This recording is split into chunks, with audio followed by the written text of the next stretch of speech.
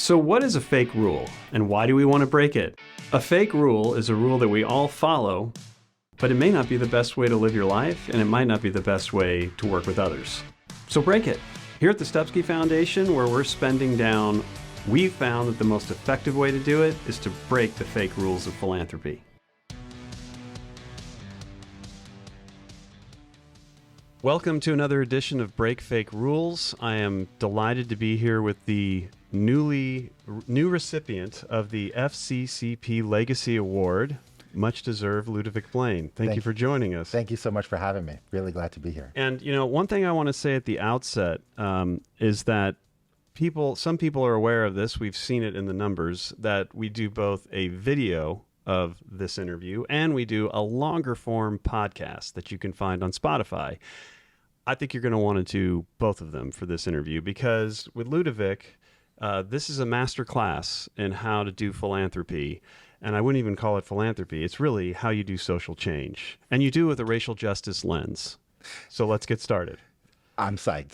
I wanted to put up a disclaimer that you are a recipient of Stupski Foundation money. Proudly, in my opinion. I hope you feel the same way. And proudly as a recipient, yes. He has to say that, which is a fake rule, by the way.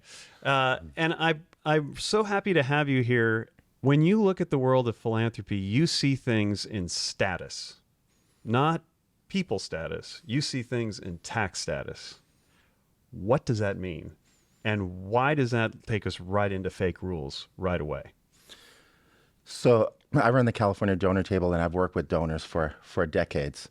And it took me a while to realize that C3 nonpartisan funding was not the natural state of money. I'm going to stop you right there. What is C3 nonpartisan funding?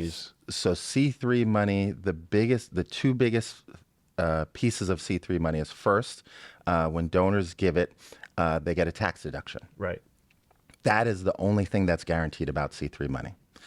In order to get the tax deduction, the funding, what that money goes to, is heavily, heavily restricted. It cannot be used on partisan activities. It only partially can be used on lobbying activities. Mm-hmm. And there's a variety of other things that it cannot be used for. So when it's coming from the donor's pocket, or more functionally from their bank account, right, where it's completely unrestricted, and then it goes to a foundation or some other entity that promises to use it in C3 ways, mm-hmm, the beneficiary of that is actually the donor getting a tax deduction. And then the mm-hmm people who receive the money have to pledge to follow those heavy restrictions. And those are real rules. And those are not fake rules. Right. So those are actual rules. So yeah, the fake established rule, by law of the 501c3 code. 501c3 code. Yeah. So those are real rules. Yeah. The fake rule is that a donor has to make that decision in the first place. Right. So the question is, why are donors making decisions to heavily restrict their money for the final recipients of that money? And the one beneficiary of it is the donor, because they're getting a tax deduction. Right.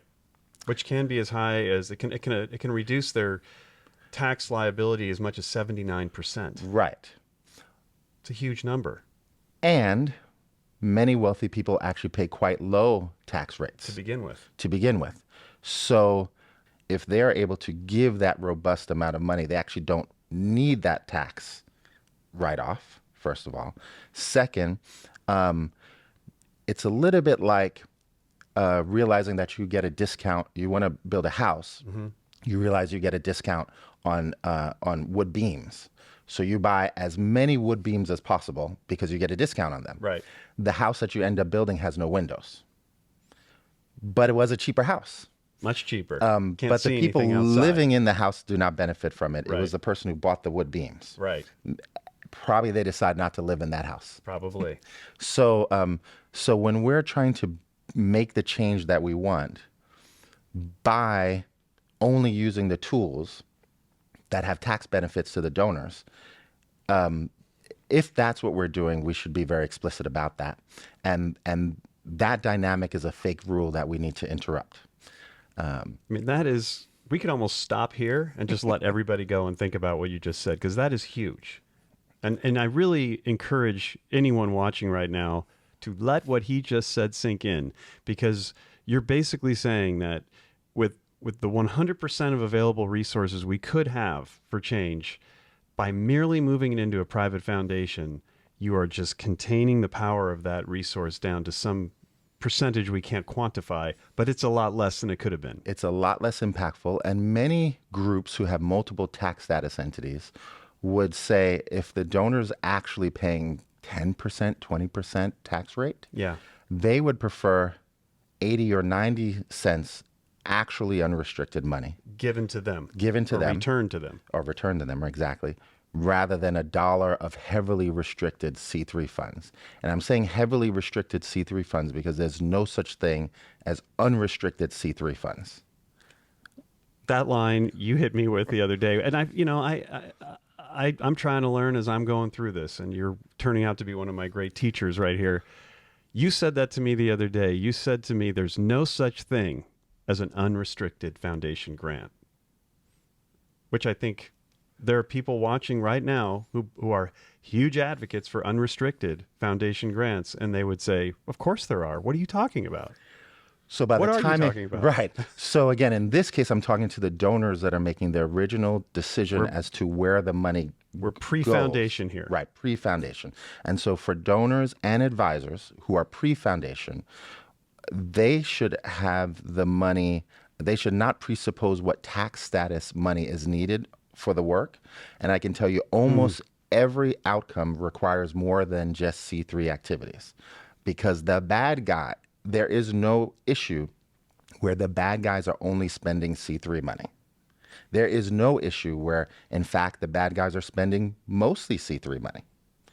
But on the left, we have a whole industry of folks who are essentially trying to figure out the most strategic way to play checkers in a chess game. On the left, we segregate out the C3 side. We have labor folks who usually don't spend C3 money. They spend more political money. And then we have individual donors spending political money. They each think that they're the only pieces on the side. They're not communicating. They're not communicating. in your They're- experience. In my experience, not enough. Yeah. And we're not actually aligned. Right. The other side rarely seems to disagree with each other. So they seem to have some way of figuring out alignment, even though they each think bad things are going to happen to other parts of their coalition. Right. And despite that, they're able to have a strategy together. A pretty robust, multi-tax status, multi-decade strategy together. So on the left, we need to make sure that even though some folks are siloed into foundations, some folks are siloed into labor unions, some folks are siloed into working with individual donors some of whom only want to give political money, instead of thinking that one of those kinds of money is more important than the other, we need to realize that the soup that we're trying to create requires many ingredients, and we actually need to get them all into the same pot in the right balance and the right timing, so that when it's time to make all of it work to be building and wielding power, we actually have what we need there. Okay. So that went exactly where I thought it would go, very quickly into a huge ecosystem that you're working in. So let's go to another tax status for a second. You've already taken us there. I'm just going to bring you back into the tax status piece, which is C4. So I'll go, C3, tax deduction for the donor, heavily, heavily restricted. C4 has two components. First of all, no tax deduction for the donor. So there's no tax benefit to the donor. Some foundations can fund a limited set of C4 activities, basically the nonpartisan ones. They can fund things that are not for or against candidates. Okay. Lobbying and initiatives are examples of that. That's what's called C4 primary purpose. C4 secondary purposes are partisan work, which are work for and against candidates. Okay. Only individual donors can give to that. Okay.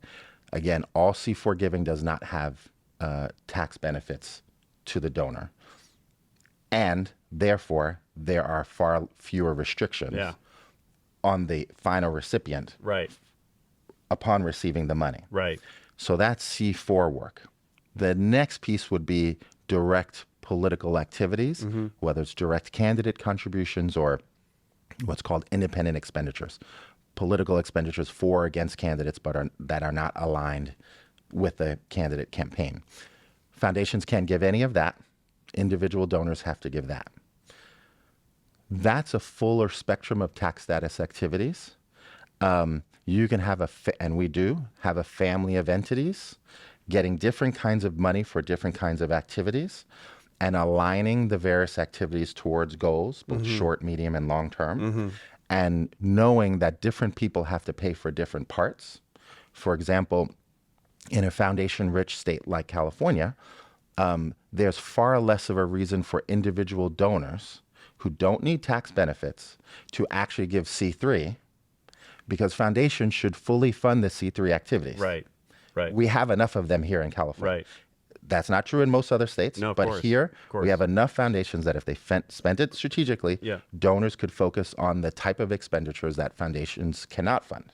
Okay, let me just work in my own mind what you're saying. And, you're kind of getting into an area that is really important to me, and that is this moment when a liquidity event happens. You're a tech billionaire now, or you're about to be, and you go to your estate planner. And you said something even earlier in the conversation about who's there to advise a person when they're about to become a donor or could become a donor. And you typically don't, it's not you, Ludovic, that's sitting there, is it? It's an estate planner, it's an accountant, it's an investment advisor, or some version of all three. And where's their interest? Is it in social change? No, I've not seen any evidence of that. The evidence that I see is that those financial advisors, and usually the person about to be very wealthy, are pursuing essentially to have the most amount of money without understanding the multiplier or divider of how restricted is that amount of money. Right. But when you decide to take a tax benefit, and that's what's going to drive your strategy as a donor, is post tax benefit. Right.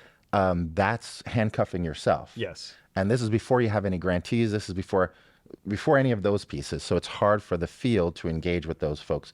We have actually begun to start to engage with some financial advisors just to have them understand this.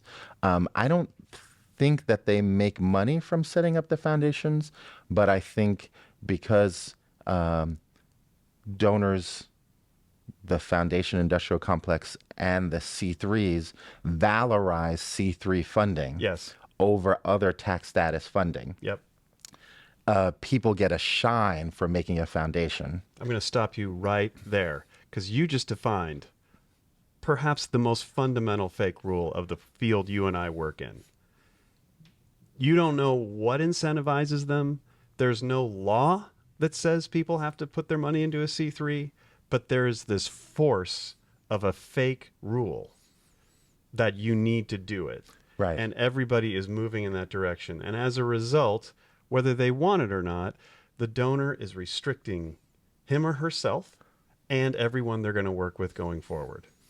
Wow. And that fake rule is based on thinking that C3 money is more values aligned, more progressive, more impactful, conflating all those things. Yep. And whether your commitment is to racial justice, anti-white supremacy, whatever the value piece is, you can express that across every tax status. And in fact, I would argue, again, these are for foundations are post money getting locked up. I'm talking about donors. When donors on their first decision lock up the money, that lowers the ceiling of their ability to pursue their goals. So actually putting money just into C3 activities is in and of itself less just. I hear you.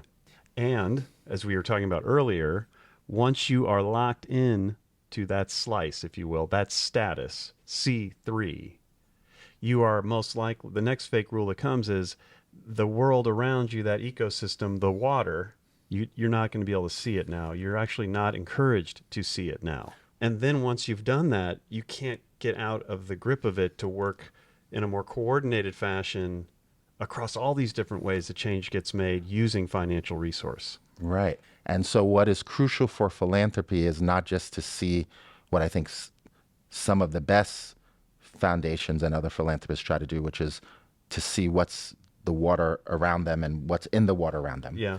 but actually what is outside of the water. So pulling out a metaphor and into reality here, that means you've got all these different players. I'm coming back to what you said earlier, politicians and politics, labor unions and their activities, corporations and their activities.